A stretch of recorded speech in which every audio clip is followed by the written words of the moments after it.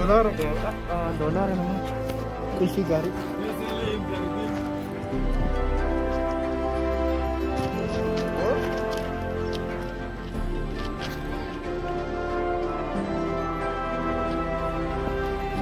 Oh, persu nomornya ada berkurang.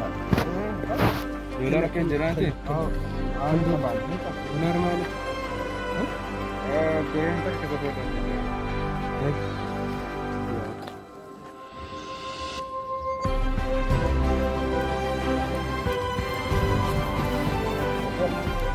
Ano ba dito?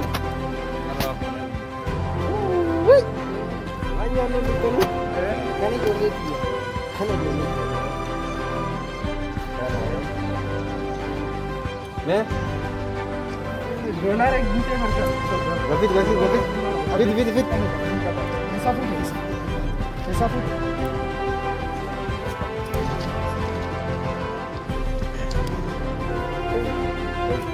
Banyak an.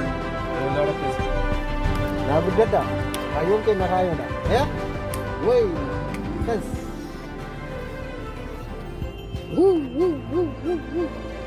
Atau?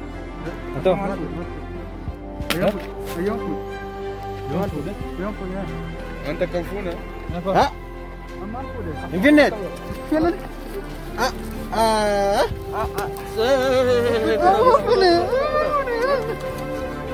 Sana ka tayo kaya.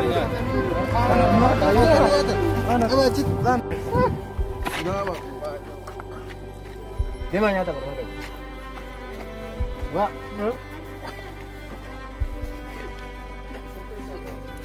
Mata deh. Namu yoro wana kanatin demin apa? Wana kanatin demin. Dem berbadi aja. Ya.